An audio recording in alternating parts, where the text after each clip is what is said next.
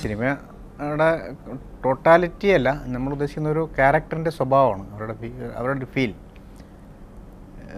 നമ്മളിതിനകത്ത് പ്രധാനമായിട്ടും 4 ക്യാരക്ടേഴ്സാണ് നമ്മൾ അവരെ ബേസ് ചെയ്തിട്ടാണ് കഥ പോകുന്നത്.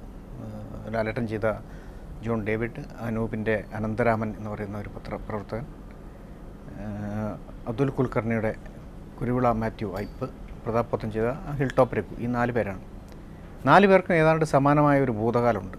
അതായത് ഇവരുടെ പരസ്പരം കണ്ടുമുട്ടിയിട്ടില്ലാത്ത എന്നാൽ പരസ്പരം കണക്റ്റഡ് ആയിട്ടുള്ള 4 ജീവിതങ്ങൾ. ഗൾഫിൽ ഒരു 5-10 വർഷങ്ങൾക്ക് മുമ്പ് മിഡിൽ ഈസ്റ്റിൽ അവർ ഒന്നിച്ചുണ്ടായിരുന്നു, പക്ഷേ തമ്മിൽ കണ്ടിട്ടില്ല. പക്ഷേ ഭാവിയിൽ പിന്നെ ഒരു കാലത്ത് ഇന്ത്യയിലെ ഒരു യാത്രയിലാണ് രണ്ടുപേർ തമ്മിൽ പരിചയപ്പെടുന്നതും പിന്നെ മറ്റൊരിലേക്ക് കണക്ട് ചെയ്യപ്പെടുകയും ചെയ്യുന്നത്.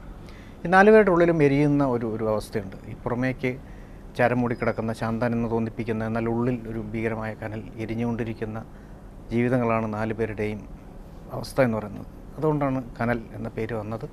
തീർച്ചയായും വളരെ അന്വർത്ഥമായ ഒരു പേരാണ് കഥയെ സംബന്ധിച്ച്. ഇതിൽ പ്രധാനപ്പെട്ട 2 കഥാപാത്രങ്ങൾ, ഒന്ന് ലാലേട്ടൻ ചെയ്ത ജോൺ ഡേവിഡ്, അല്ലെങ്കിൽ അനന്തരാമൻ, അനൂപ് ചെയ്ത അനന്തരാമൻ എന്ന് പറയുന്ന മീഡിയ പേഴ്സൺ. 2 പേരും സുരേഷ് ജീവിതത്തിൽ കണ്ടുമുട്ടിയിട്ടുള്ള 2 കഥാപാത്രങ്ങളുടെ, 2 മനുഷ്യരുടെ, സുരേഷിൻ്റെ അയൽവാസിയായ ഒരാളുടെയും പിന്നെ ഒരു സഹപ്രവർത്തകൻ്റെയും ജീവിതത്തിലെ ചില അനുഭവങ്ങളിൽ നിന്നും രൂപപ്പെട്ടു വന്നാണ് 2 ക്യാരക്ടേഴ്സും. 100% അല്ലെങ്കിൽ യഥാർത്ഥമായ അർത്ഥത്തിൽ അവരുടെ ജീവിതം അല്ലെങ്കിൽ കൂടെ അവരുടെ ലൈഫിൽ നിന്നും ഇൻസ്പയർ ചെയ്തതാണ് ഈ 2 കഥാപാത്രങ്ങളും. അതിൽ നിന്നാണ് മറ്റ് ക്യാരക്ടേഴ്സിലേക്ക് പോയിട്ടുള്ളത്.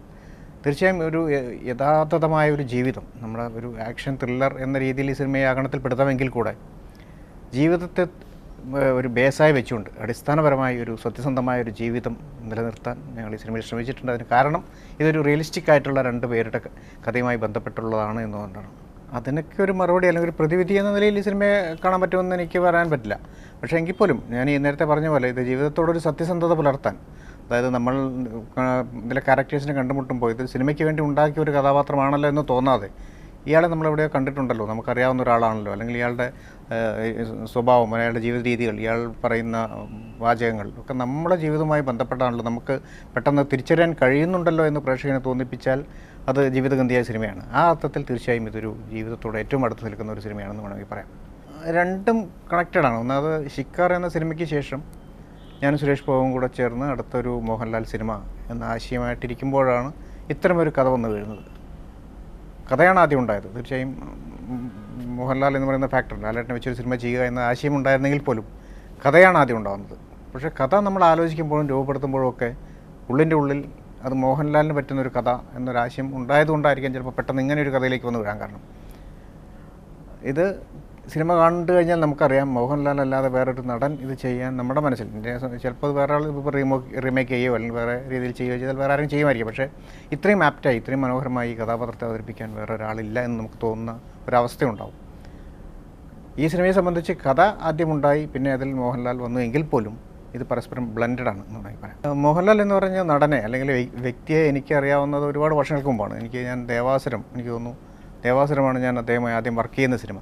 ഞാൻ അസിസ്റ്റൻറ്റ് ഡയറക്ടറായി വർക്ക് ചെയ്യുന്ന സിനിമ. അതിനുശേഷം ഒരുപാട് സിനിമകൾ ചെയ്തിട്ടുണ്ട്. പക്ഷേ ഞാൻ 2 സിനിമയെ അദ്ദേഹത്തെ വെച്ച് സംവിധാനം ചെയ്തിട്ടുള്ളൂ. ഒന്ന് ശിക്കാർ, ഒന്ന് ഈ സിനിമ. 2 സിനിമകളിലും 101% അദ്ദേഹം ആ കഥാപാത്രമായിട്ട് തന്നെയാണ് ആ സിനിമയിൽ നിലനിന്നിട്ടുള്ളതും അഭിനയിച്ചിട്ടുള്ളതും അവിടെ ജീവിച്ചിട്ടുള്ളതെല്ലാം. നമുക്ക് പെട്ടെന്ന് കാണുമ്പോൾ നമുക്ക് ലാലേട്ടൻ്റെ മാത്രം ഒരു പ്രത്യേകതയാണത് എനിക്ക് തോന്നുന്നു. കാര്യം എന്ന് വെച്ചാൽ നമ്മളിപ്പോൾ സംസാരിച്ചുകൊണ്ടിരിക്കുമ്പോൾ നമ്മൾ ലാലേട്ടനായിട്ട് സംസാരിക്കുകയും ഷോർട്ട് അടി എന്ന് പറയുമ്പോൾ ഷോട്ടിലേക്ക് പോകുമ്പോൾ ഒരു നിമിഷം കൊണ്ട്, ഒരു സെക്കൻഡ് കൊണ്ട് ആ കഥാപാത്രമായി മാറി അഭിനയിച്ച് തിരിച്ചു വന്ന് പഴയ ലാലേട്ടനാവുന്ന ഒരു മാജിക് അത് നമുക്ക് അദ്ദേഹത്തിൽ മാത്രം കാണാൻ കഴിയുന്ന കാര്യമാണ്. അപ്പോൾ നമ്മളതിൽ അദ്ദേഹത്തിൻ്റെ കഥാപാത്രത്തെ മാത്രമേ സിനിമയിലേക്ക് എടുക്കുന്നുള്ളൂ, മറ്റു നമ്മൾ ജീവിതത്തിൽ നിലനിർത്തുകയാണ് ചെയ്യുന്നത്. അപ്പോൾ സിനിമ കാണുമ്പോൾ നമ്മൾ അത്ഭുതപ്പെട്ടു പോകും. കാര്യം നമ്മൾ ഈ 2ഉം കാണുന്ന ആൾക്കാരായതുകൊണ്ട് ഷൂട്ടിംഗ് സമയത്ത് നമ്മൾ ലാലേട്ടൻ്റെ കഥാപാത്രത്തെയും ലാലേട്ടനെയും കാണുന്നതുകൊണ്ട് നമുക്ക് സിനിമ കാണുമ്പോൾ ഈ അഭിനയിച്ച ലാലേട്ടൻ തന്നെയാണ് സ്ക്രീനിൽ കാണുന്നത്, നമ്മൾ അതിശയപ്പെട്ടു പോകും.